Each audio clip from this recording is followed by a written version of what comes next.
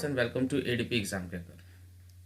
जैसा कि आप जानते हैं, इस चैनल पे मैं JNU entrance exam BA foreign language के एंट्रेंस एग्जाम के लिए आपकी प्रिपरेशन करा रहा हूँ।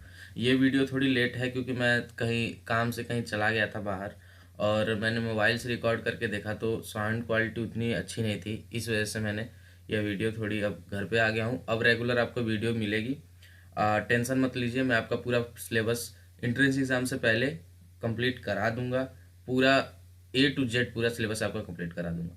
तो आप जानते होंगे, जैसे जिन्होंने सब्सक्राइब कर लिया है, जिन्होंने मेरी पहले वीडियो देखी होंगी, वो जानते होंगे कि मैंने 3 कंट्रीज़ के ऊपर जो इम्पोर्टेंट उनके इम्पोर्टेंट नोट्स हैं, जो इम्पोर्टेंट क्वेश्चंस आ सकते हैं, उसके ऊपर वीडियोस बना दी हैं। वह मिडल ईस्ट की कंट्री थी। उसके बाद से हम आते हैं इस कंट्री पे, ईरान, जिसको हम पर्सिया भी कहते हैं। यह जो है वह वेस्टर्न एशिया की कंट्री है, और सब कंट्रीज मिडिल ईस्ट की थी, और ये वेस्टर्न एशिया की कंट्री है ईरान, जिसको हम पर्सिया भी कहते हैं। तो ये मैप में देख लीजिए, जो ब्लैक कलर का है, यही ईरान है। ये ईरान का मैप है, ठीक है। तो आगे चलते हैं, ईरान के बारे में जान लेते हैं जो इम्पोर्टेंट क्वेश्चंस हैं। और मैंने पहले आपको बता चुका हूँ कि जो क्वेश्चंस मैं नोट्स में नहीं देता हूँ, वह क्वेश्चंस मैं इसके MCQ वाले पार्ट्स जो लेके आऊँगा, उसमें आपको वो क्वेश्चंस कंप्लीट करा दूंगा। मैंने पूछा था कि पहले नोट्स कंप्लीट कराऊँ कि MCQ, तो नोट्स पे कमेंट्स आए थे, इसलिए मैं नोट्स कंप्लीट करा रहा हूँ। उसके बाद मैं आपको MCQ भी कंप्लीट करा दूंगा। तो आगे चलते हैं। पहले पहले जान लेते हैं इसको। एक तो इसका नाम ईरान है, इसको पर्सिया भी कहते हैं, लेकिन इसका ऑफिशियल नेम कैसे है, क्या है? तो ऑफिशियल नेम इसका क्या है? इस्लामिक रिपब्लिक ऑफ इस्लाम, ठीक है। फिर आते हैं इसकी कैपिटल एंड लार्जेस्ट सिटी।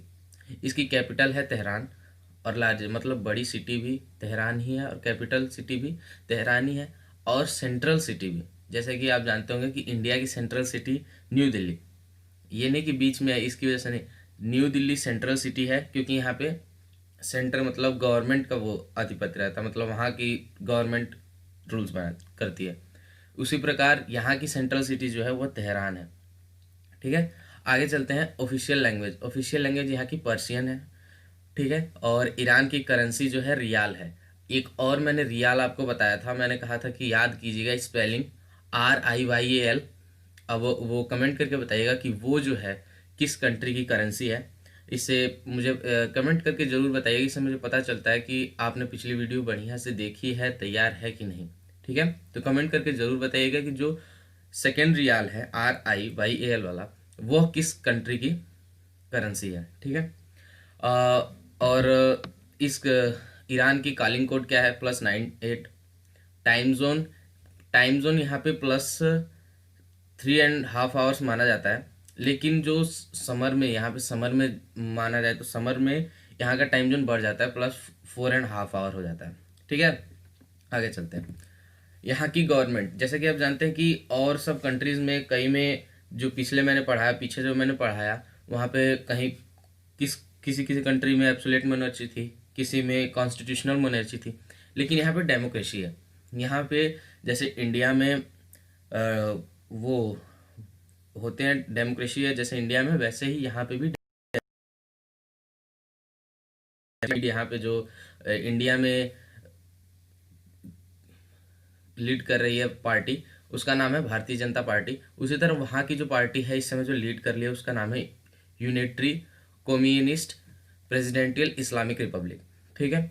यहाँ पे अपर हाउस और लोअर हाउस है, वहाँ पे भी अपर हाउस लोअर हाउस है। जैसे वहाँ का अपर हाउस का नाम है असेंबली ऑफ एक्सपर्ट्स, और लोअर हाउस है इस्लामिक कम्युलेटिव असेंबली, ठीक है। वहाँ का करंट कॉन्स्टिट्यूशन जो है वह 24 अक्टूबर 1979 में पब्लिश किया गया, मतलब उसको अडॉप्ट किया गया था। और वहाँ का कॉन्स्टिट्यूशन 24 अक्टूबर 1979 को अडॉप्ट किया गया था। वहाँ के इस समय जो प्रेसिडेंट है वह हसन रोहानी, और सुप्रीम लीडर है अली खमेनिया। प्रेसिडेंट जो है यहाँ पे जैसे इंडिया में जैसे चूज किया जाता है, वैसे ही प्रेसिडेंट वहाँ पे भी चूज किया जाता है। वहाँ के प्रेसिडेंट असेंबली ऑफ एक्सपर्ट द्वारा चूज किए जाते हैं, ठीक है। फ्लैग को देख लीजिए। कमेंट में आया था कि सब फ्लैग सब एम्ब्लेम याद करने की ज़रूरत, मैं ये थोड़ी नहीं जानता हूँ कि क्या क्वेश्चंस में आ जाएंगे, लेकिन मैं ये इसलिए बता देता हूँ, आपको रफली याद हो जाना चाहिए कि इसका फ्लैग क्या है, इसका प्रोपोर्शन क्या है, क्या पता कभी पूछ ही ले। सो प्लीज़ मैं ये नहीं कहूँगा, फोर्स नहीं करूँगा, लेकिन आपको ये याद हो जाना चाहिए कि इसका क्या है, कुछ है थोड़ी ना। यहाँ पे मान लीजिए 3 कलर, इसका नाम याद हो गया और प्रोपोर्शन याद हो गया, बस इतना ही करना है। एम्बलम के बारे में ज़्यादा फोर्स नहीं करूंगा, एम्बलम के बारे में ज़्यादा नहीं पूछता है, लेकिन मैं बता देता हूँ आपको, क्योंकि अगर क्वेश्चंस आ गए तो आपको आसानी से याद हो जाएंगे।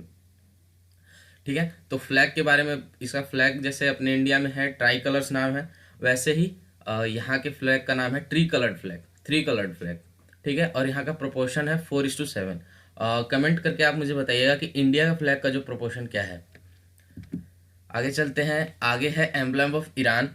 एम्बलम ऑफ ईरान देख लीजिए, ये फिगर, ये है एम्बलम ऑफ ईरान। ईरान का यह राष्ट्रीय चिन्ह, जैसे अगर कहा जाए राष्ट्रीय चिन्ह, वह ईरान का राष्ट्रीय चिन्ह ये है, जो अडॉप्ट किया गया था 9 मई 1980 में। ठीक है, उसके बाद है बॉर्डर जो ईरान की बॉर्डर है किससे किससे टच की जाती है। जैसे मैं बता रहा हूँ कि आपको जब बॉर्डर वाले क्वेश्चंस आते हैं तो अगर इमेज लगा दिया है तो ये आसान हो जाता है, लेकिन अगर मैंने कभी इस इमेज नहीं, कभी भी आपको बता दूं कि बॉर्डर वाले जो क्वेश्चंस पढ़े जाते हैं हमेशा ग्लोब को या मैप को सामने रख के पढ़ते हैं, उससे ये होता है कि आसानी से याद हो जाते हैं, नहीं तो उस तरह कन्फ्यूजन हो जाता है। ठीक है, बॉर्डर किससे किससे टच करते हैं, तुर्कमेनिस्तान और अजरबैजान नॉर्थ ईस्ट में इसको टच करता है, जैसे यहाँ पे है। ठीक है, फिर अफगानिस्तान जो है ईस्ट में टच करता है, यहाँ पे अफगानिस्तान ईस्ट में टच कर रहा है ईरान से। फिर आते हैं पाकिस्तान जो है साउथ ईस्ट में टच करता है, ये साउथ ईस्ट में हो गया पाकिस्तान। ठीक है, फिर Persian gulf and gulf of ओमन, यह टच करता है यहाँ पे साउथ में, ये पर्शियन गल्फ हो गया, और यहाँ पे है गल्फ ऑफ ओमन, यहाँ पे गल्फ ऑफ ओमन ये टच करता है। फिर आ गया तुर्की और इराक। तुर्की और इराक, यहाँ पे इराक है, यहाँ पे तुर्की है।